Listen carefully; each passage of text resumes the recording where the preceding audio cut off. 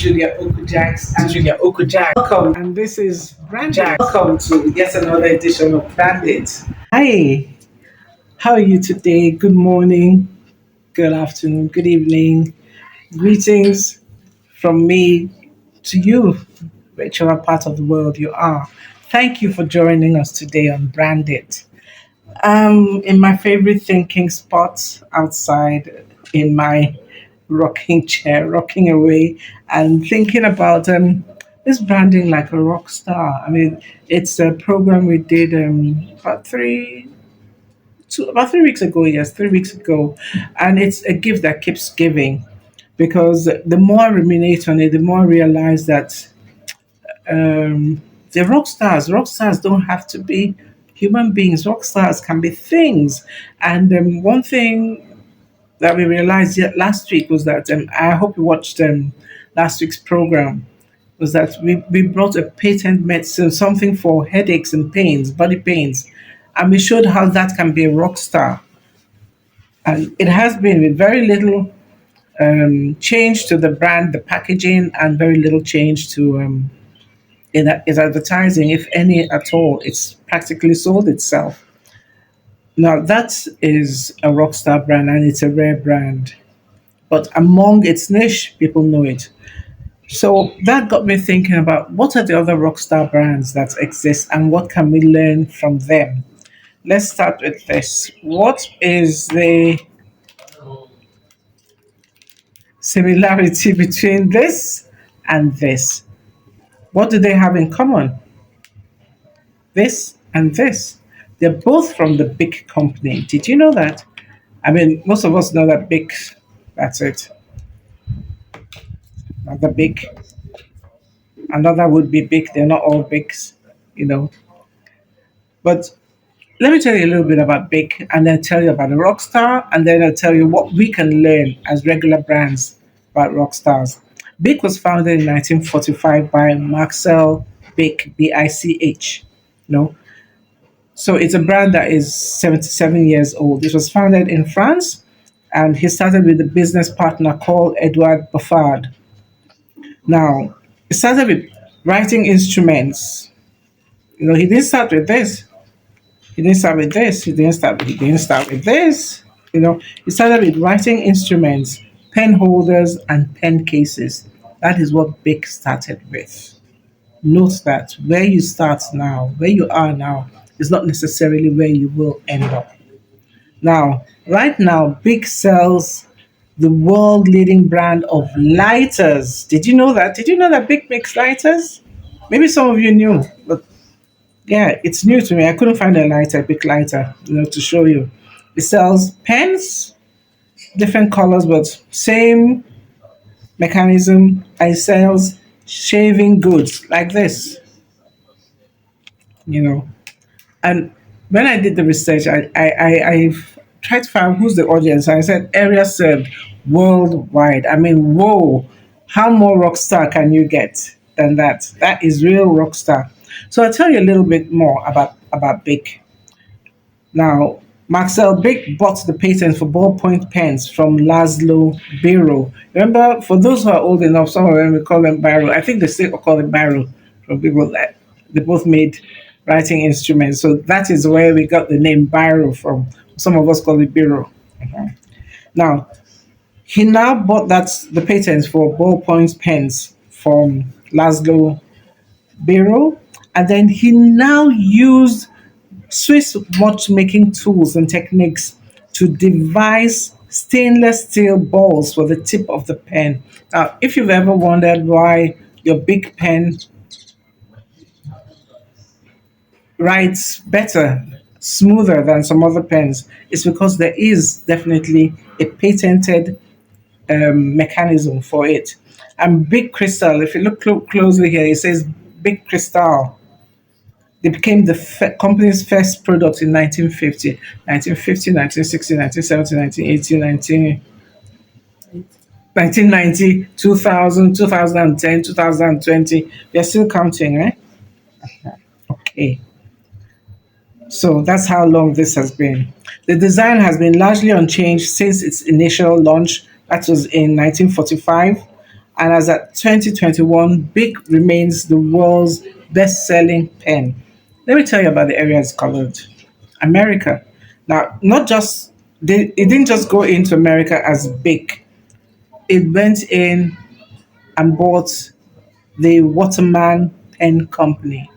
So there is the Waterman for those who like fine writing instruments. You can buy this in America and you can buy Waterman wherever you can buy it. You see, the money is going back to Big. You know, in India, it's there as Big Cello.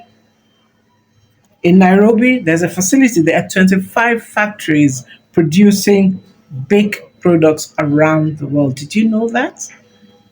I didn't know it until I started doing the research, but it's good to know. Now, let me go to another rock star. So, this is who we're looking at. This is our first rock star, Big, unchanged from 1955 to 1985 to 2021 to 2023 as we speak. Okay, so this is a logo that you'd find anywhere. It's very recognizable, and you'll see it also here on the shaving stick. It's there. That's their logo. So for those who say they prefer not to have a logo, think about it again. Now we're going to the next rockstar because a logo actually and the name, the Bic is the name, and it came from the man's name, Maxwell Bic. It's spelled Bich, but he removed the H, so there's no, how do I call it, ambiguity. So people won't call it. Some people might call it Bic because they're friends. Some people call it bitch. Not a nice, not a nice look, not a nice sound. So the he made it easy. So things to learn from: make your name easy. Bake is easy. Biro is easy. Make your logo simple. Have a logo. I mean, once you see this, you know what it is, and you have an expectation. I spoke to one of my colleagues who says she uses this. She uses this all the time. This is her preference. You know, I won't tell you my preference so that you won't think I go one way or the other. But she swears by this, so I'm probably going to hand this to her when I finish. Now, this is another person I want to talk to you about because these rock stars are human beings and they're also products. I had wanted a more iconic picture of who is it that would see that glove and not know who you're talking about. I knew Michael Jackson from when Michael Jackson had an afro and he was a teenager. In fact, I actually didn't like Michael Jackson. It was his brother Jermaine that I really liked because he was really cool looking then. But guess who stood out over the years? Michael Jackson. Michael stood out over the years. He had longevity. He had the swagger. He had the style. He put in the work, you know. And I read about his work ethic. I don't even want to go to his musicality because his body of work is such that if Michael Jackson keeps releasing, if his estate keeps releasing, I think I would have been dead and gone and a full ancestor by the time everything is exhausted. Yeah. So he had a great body of work and he switched it up. He had a niche. His niche was sometimes pop, sometimes bluesy, but he was somebody who could reach the hearts of people like me, even my mother, because my mother loved what was that song? Cause this is Thriller, yeah, Thriller. Night. She really loved the dancing. I mean, I was surprised, you know. And then even my godson, who's 16 years old, when he was a child, he loved Michael Jackson. So he was able to cut across. So his niche was like the whole world as well. And there's a saying that after Jesus Christ and Coca Cola, Michael Jackson is the third most recognizable brand worldwide. Now, think about it. We can't all be Michael Jackson, but we can learn something from Michael Jackson. I'll tell you what we can learn from him. Michael Jackson had a serious, rigorous exercise routine, training, dancing routine. He put in the work, you know, and he went the extra mile. So you can put in the work. Whatever you're selling, you can put in the work. I'll tell you what, there's somebody who I buy skincare products from, and every time I'm going to talk about her some other time with her permission, so I won't mention her name now. Every time she sends the skincare products to me, we make a sale. I make a purchase. Yeah, she makes a sale. She sends sweets. She doesn't send just a thank you note. She sends sweets. And even if I don't eat the sweets, my daughter would, somebody in the house would. So that really endears me. I think she's on her way to being a rock star because she's differentiated herself from the other people I buy from who just say, "Oh, thank you so much. We love you. We appreciate you." But this woman actually sends sweets. And I have never met her. Just as I've never met Michael Jackson. Never did. You know. Too late now. He's gone. You know.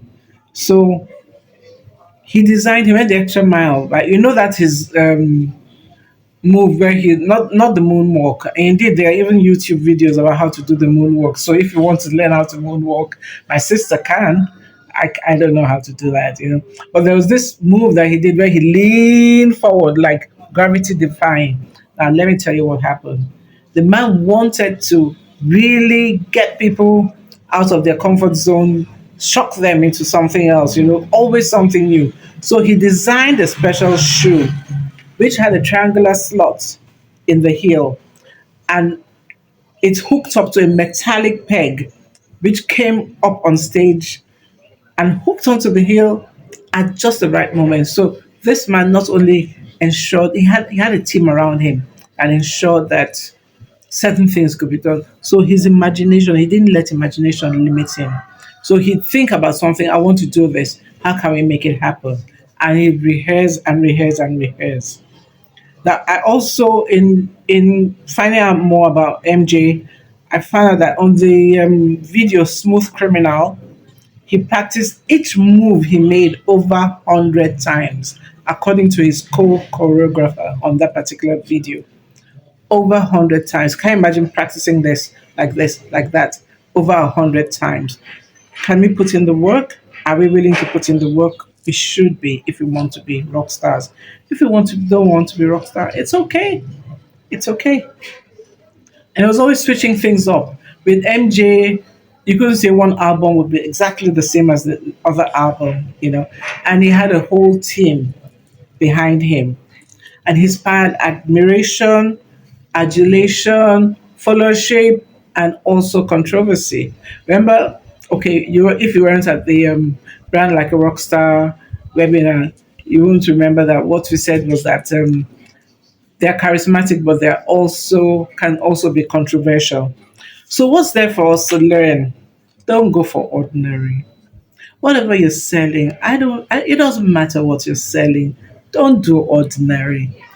Do you? You weren't created to be ordinary. So your solution shouldn't be ordinary. Take the time to look for your X factor. There's always something special about you. It might be really small, or perhaps you're a good listener. Perhaps you have a great way with words. Perhaps you come with big energy. Perhaps you have a fantastic smile. Perhaps you know how to put across solutions in a very engaging way. Perhaps you're a storyteller. Perhaps you know how to fry ching ching in such a way that people ask you, "How did you do it?" And there's somebody I know who fries that kind of ching, makes that kind of ching ching. My goodness. Okay, Lord have mercy. So, what's your X factor? Other people ask you, "What's your USP?" How do you show up in the world?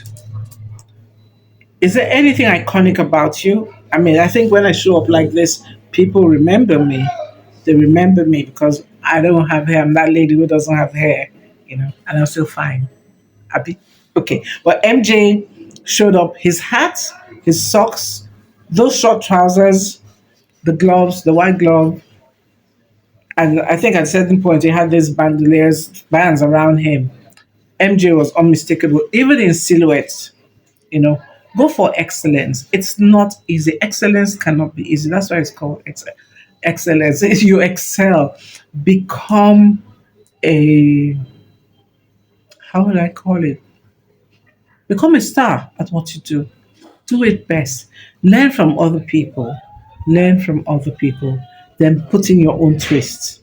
Never stop learning and never stop evolving. And I said, niche it so you can reach your audience, your sweet spot audience, and build riches.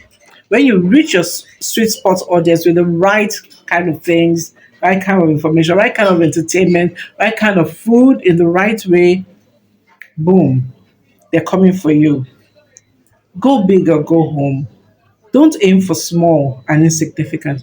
Why were you put on this earth? Just to be small? No. There are people who sell thrift clothes. Pre-loved, that's what I like to call them, pre-loved clothes. And the way they sell it, you want to buy. You want to buy. And the way they package it, it's amazing. You know, collaborate where you can. I know people, we want to be MD CEO of everything, but we can't be. If you want to grow big, even within a niche, you have to have a team. You have to have people you partner with. You have to have people that come on from time to time, or who have a bigger stage than you, who can bring you onto their stage, and do all you can to win your audience's heart. Once you win their hearts, they will always give you their hands, and they'll put their hands in their pockets and they'll reward you. And they will be the ones who sell you over and over again.